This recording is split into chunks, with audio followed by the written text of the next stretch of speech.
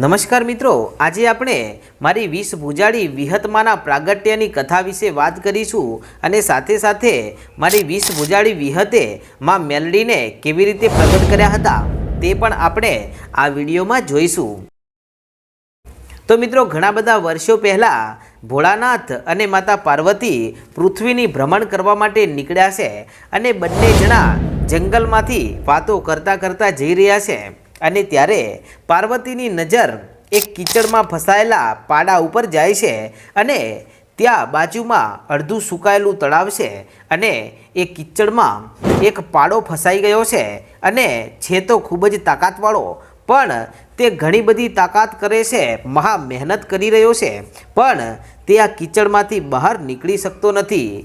તેથી આ ઘટના જોઈને માતા પાર્વતી કહેવા લાગ્યા કે ભોળાનાથ, આ બાજુ તળાવમાં તો જુઓ, અને પેલો પાડો કેટલી બધી મહા મહેનત કરી રહ્યો છે, એમ છતાં તે તળાવમાંથી બહાર નથી નીકળી રહ્યો। અરે તમે એની કંઈક મદદ કરો। અરે તમે જુઓ તો ખરા, આ અબોલું પશુ કેવું તરફડિયા મારી રહ્યું છે, એને બહાર નહીં કાઢીએ ને તો તે મરી જશે। અને ત્યારે પાર્વતીના આટલા શબ્દો સાંભળતાની સાથે શિવજી હસવા લાગ્યા અને હસતા હસતા કહે છે કે તમે સ્ત્રી છો દેવી, તમને નહીં સમજાય। અરે આ તો પાડો છે અને પાડો એના લક્ષણોથી જ ત્યાં કીચડમાં ફસાણો છે અને એ તો કીચડમાં જ શોભે, એને કીચડમાં રહેવા દો, આપણે આગળ ચાલીએ।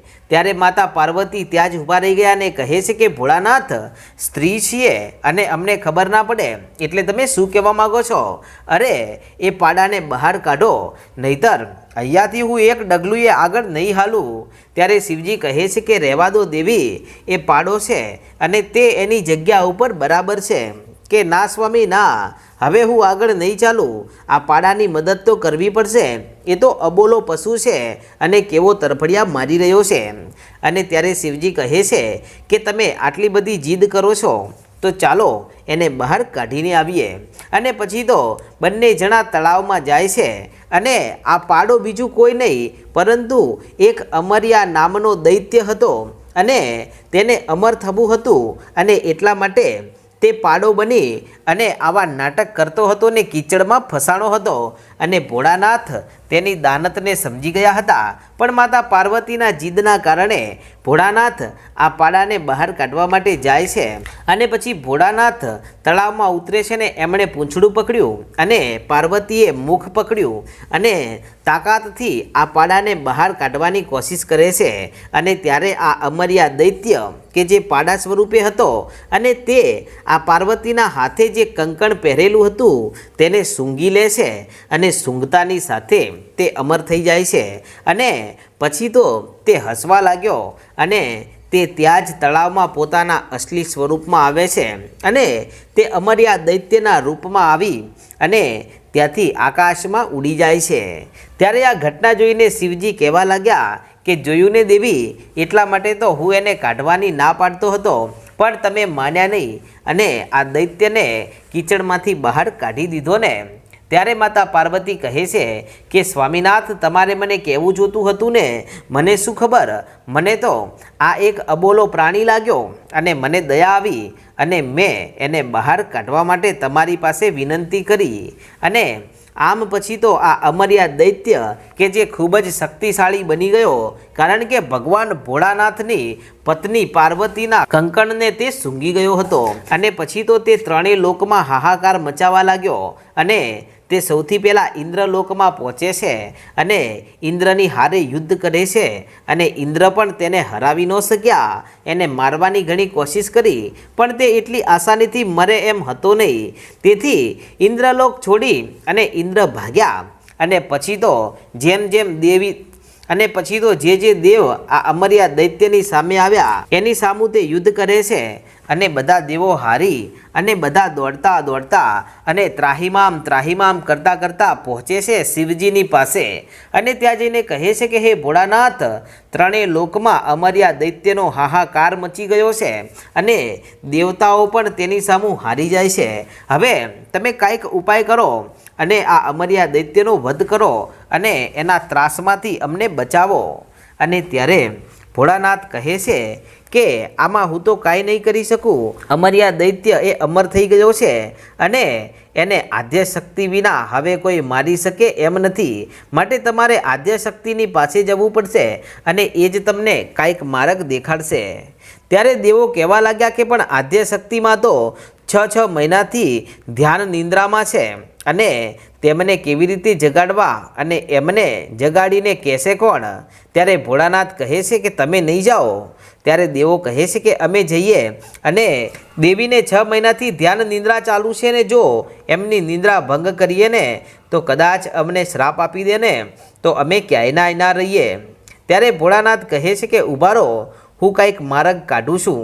અને પછી ભોળાનાથ કહે છે કે તમે સૌ દેવતાઓ તમારો મેલ ઉતારો અને એનું એક પૂતળું બનાવો અને એમાં હું પ્રાણ પૂરું છું અને એ પૂતળાને પ્રાણ પૂરી અને એને મારા હાથનું ડમરું એને આપું છું અને એ પૂતળું જઈ અને પછી આદ્યશક્તિ જ્યાં ધ્યાન નિંદ્રામાં છે ને ત્યાં પહોંચી અને આ પૂતળું ડમરું વગાડશે ને તો ડમરાનો નાદ સાંભળી અને આદ્યશક્તિમાં જાગશે અને કદાચ તેઓ શ્રાપ આપશે તો પૂતળાને આપશે, એમાં કાંઈ વાંધો આવશે નહીં અને આ પૂતળું તમારો સંદેશ ત્યાં આદ્યશક્તિ સુધી જરૂર પહોંચાડશે.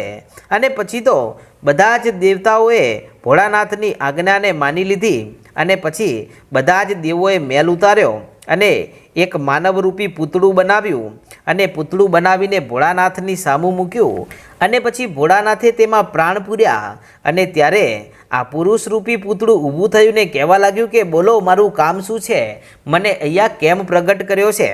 અને ત્યારે આ બાજુ બધા જ દેવતાઓ અને ભગવાન શિવ એટલું કહે છે કે તું અત્યારે જ પહોંચ ઘુમા ડુંગર ઉપર અને એ ઘુમા ડુંગર ઉપર જઈ અને માતા આદ્યશક્તિ ત્યાં તપ કરી રહ્યા છે અને 6 મહિનાથી ધ્યાન નિંદ્રામાં છે ને એમને તને હું મારું ડમરું આપું છું, એ ડમરું વગાડીને જગાડવાના છે અને આ દેવોનો જે સંદેશ છે ને એ તારે માતા આદ્યશક્તિ સુધી પહોંચાડવાનો છે કે ભલે. અને પછી ભોળાનાથે ડમરું આપ્યું આ પુરુષરૂપી પૂતળાને અને બધા દેવતાઓએ સંદેશ આપ્યો અને પછી આ સંદેશ અને ડમરું લઈ અને આ પુરુષરૂપી બનાવેલું પૂતળું કે જે ઘુમા ડુંગર ઉપર પહોંચે છે અને ત્યાં પહોંચી અને પછી ત્યાં ડમરું વગાડે છે અને ડમરાનો નાદ સાંભળતાની સાથે માતા આદ્યશક્તિ સમજી ગયા કે આ તો ભોળાનાથનું ડમરું છે અને માતાજી ત્યાં ધ્યાન નિંદ્રા છોડે છે અને જાગે છે અને જાગીને જુએ છે તો સામે પુરુષરૂપી પૂતળું છે.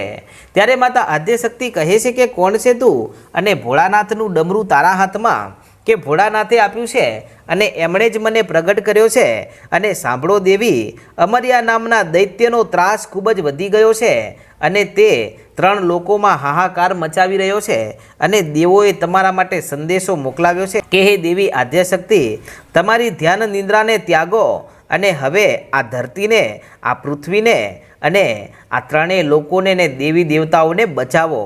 અને જ્યારે આ પૂતળાએ આટલી વાત કરીને ત્યાં તો આ બાજુ આદ્યશક્તિને ખૂબ જ ગુસ્સો આવ્યો અને પછી 20 ભુજાવાળું રૂપ ધારણ કર્યું અને પાડા ઉપર સવારી કરી અને આમ 20 ભુજાળી માં વિહતનું રૂપ લઈ અને પછી અમર્યા દૈત્યને મારવા માટે ત્યાંથી મારી વિહત 20 ભુજાળી બનીને નીકળી અને પછી અમર્યા દૈત્ય સાથે ભારે યુદ્ધ કર્યું. અને શરૂઆતમાં તો અમર્યા દૈત્યએ યુદ્ધ કર્યું, પરંતુ હવે તે સમજી ગયો કે આ 20 ભુજાળી દેવી છે ને એની સામું જીતવું એ નાની મોટી વાત નથી. તેથી તે ત્યાંથી ભાગ્યો અને ભાગતો ત્યાંથી એક સરોવરમાં પહોંચે છે અને સરોવરના પાણીમાં જઈ અને છુપાઈ જાય છે.